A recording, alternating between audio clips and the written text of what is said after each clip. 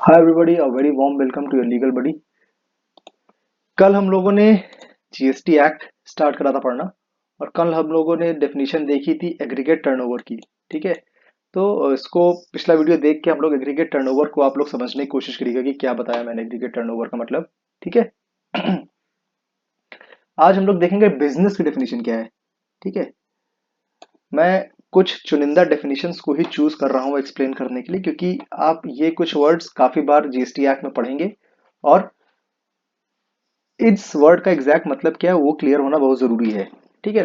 जैसे बिजनेस लिखा है, बिजनेस इंक्लूड्स, कह रहा बिजनेस और कई चीजों को भी आप मान सकते हैं, लेकिन यहाँ पे जो A B C D E F और यहाँ जितनी भी आई तक जो भी चीजें लिखी हुई हैं, ये बिजनेस की भी ये बिजनेस की डेफिनेशन में आती हैं। ठीक है। यानी कि और कहीं भी जो बिजनेस की डेफिनेशन हो उसको तो आप मानेंगे ही, लेकिन इन डेफिनेशंस को भी मानेंगे। ठीक है। क्या कहता है, पहला पॉइंट क्या कहता है, any trade, commerce, manufacture, profession, vocation, adventure, wager or any other similar activity whether or not it is for pecuniary benefit। ठीक है। अगर कोई आदमी आपके पास कहता है कि भाई मैं ये जो मैं काम करता हूँ इससे मुझे पैसे तो मिलते नहीं है ना, मैं पैसे के लिए काम करता हूँ, तो ये बिजनेस में नहीं आएगा। तो इस उस आदमी का ये चीज कहना कि वो चूंकि वो पैसे के लिए काम नहीं करता है इसलिए वो बिजनेस में नहीं आएगा, ये कहना गलत है। ठीक है। आप कोई भी ट्रेड करते हो, ट्रेड मतलब खरीदना बेचना, कोई भी कॉमर्स का काम करते हो, कोई भी मैन्युफैक्चरिंग का काम करते हो, कोई प्रोफेशन फॉलो करते हो। ठीक है। जैसे आप लॉयर हैं या आप डॉक्टर हैं, ठीक है, आप प्रोफेशन का टीचर हैं, तो ये प्रोफेशन का काम करते हो, तो भी वो बिजनेस में आएगा वेदर और not you are doing it for monetary, for पैसे के लिए, वेदर और आप लोग करते हैं कि नहीं उससे मैटर नहीं, लेकिन अगर आप ये सब काम करते हैं तो बिजनेस में आएगा। ठीक है। एनी एक्टिविटी और ट्रांजैक्शन इन कनेक्शन विद और इंसिडेंटल और एंसिलरी टू सब क्लॉज है, कहता है कि जो सब क्लॉज ए में अगर आप कोई काम कर रहे हो, जैसे मान लो आप प्रोफेशन हो। ठीक है। प्रोफेशन, आप किसी तरीके का प्रोफेशन कर रहे हो। ठीक है। जैसे आप मान लो डॉक्टर हो। ठीक है।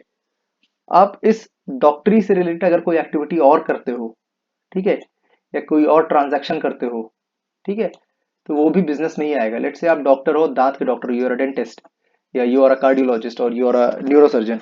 ठीक है। न्यूरोसर्जन के होते होते साथ होते होते आप कोई दवाइयां भी बेच रहे हो। ठीक है। तो दवाइयां बेचना will not come under the profession, it will come under trade. ठीक है। तो उसको भी हम लोग बिजनेस में मानेंगे। ठीक है।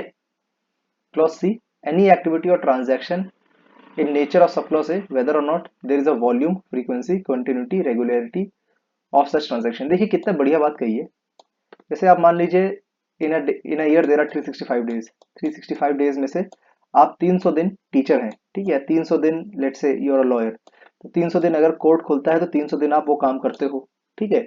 तो कह रहा है कि अगर आप कोर्ट एक दिन जाते हो या 300 दिन जाते हो, ठीक है, या एक दिन जाके आपने ढेर सारा काम करा, ठीक, या 300 दिन जाके थोड़ा थोड़ा काम करा, ये सब चीजें मायने नहीं रखती हैं। अगर आपने एक दिन भी करा और वो काम बिजनेस में आएगा।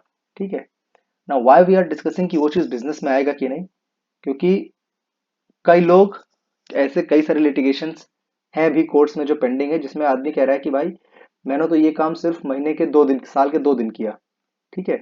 साल के 2 दिन किया तो it will not count as business. But अगर आप बिजनेस की डेफिनेशन देखेंगे तो यहाँ पे साफ साफ लिखा हुआ है कि वो बिजनेस में आएगा। कहता है कि वेदर और not there is a volume, frequency, continuity है भी कि नहीं। ठीक है। अब क्लॉज डी, ये बहुत इंपॉर्टेंट पॉइंट है, क्लॉज सी को ध्यान में रखिएगा।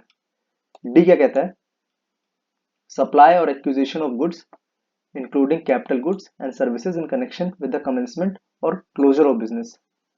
कहता है आप बिजनेस स्टार्ट कर रहे हो और आपने कोई कैपिटल गुड्स को एक्वायर करा है।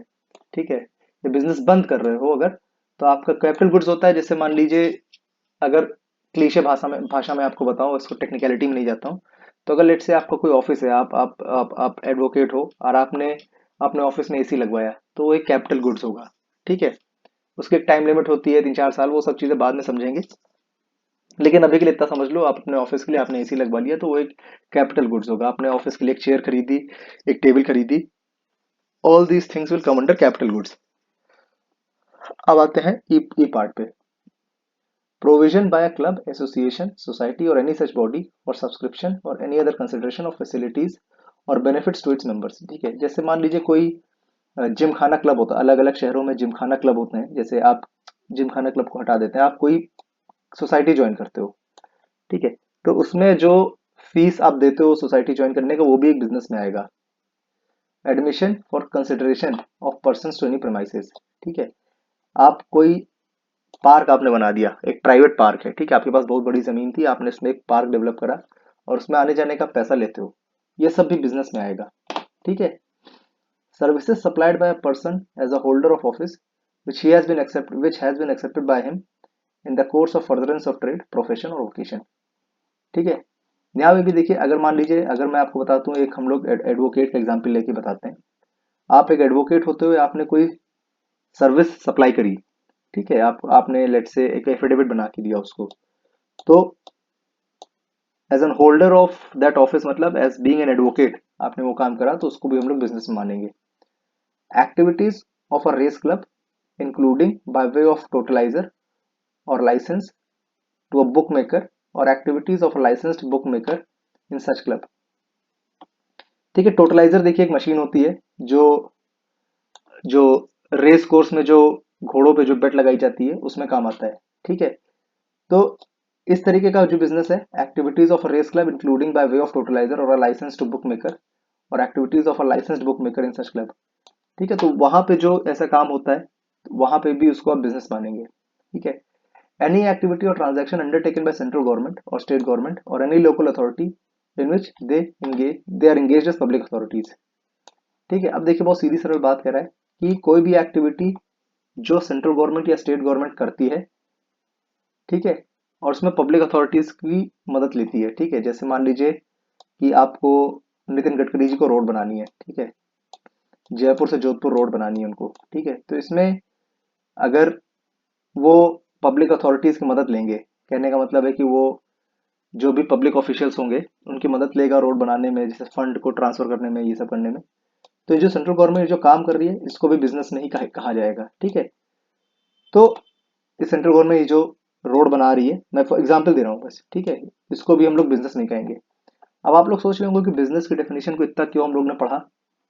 इतना हम लोग ने इसलिए पढ़ा क्योंकि अब जब जैसे जैसे हम लोग जीएसटी एक्ट आगे आगे पढ़ेंगे, आप देखेंगे बिजनेस वर्ड कई जगह आया है, ठीक है। तो बिजनेस वर्ड का जो मतलब है वो ABCDEFGHI क्लॉज में उसने उसने एक्सप्लेन करा है। और यहाँ पे वर्ड जो इंक्लूड्स लिखा हुआ है, इंक्लूड्स का मतलब ये होता है कि बिजनेस का मतलब कुछ और भी हो सकता है। एंड जो जीएसटी एक्ट में जो यहाँ पे मेंशन है ABCD से लेकर आई तक, वो भी होगा, ठीक है। तो आप ये ना कह दें कि भाई जो बिजनेस का मतलब है वो मैं कुछ और काम, जो मैं काम कर रहा हूँ बिजनेस में नहीं आता है, ऐसा आप ना कह दें, इसलिए उन्होंने बिजनेस को यहाँ पे क्लियरली डिफाइन कर दिया है। So thank you for watching, have a good day. कल हम लोग देखेंगे कॉम्पोजिट सप्लाई क्या होता है, ठीक है। और हम लोग आगे और देखेंगे कि किस तरीके से जीएसटी एक्ट लग रहा है, हम लोग मेन जीएसटी एक्ट पे उतरेंगे, ठीक है। Thank you for watching and have a good day ahead.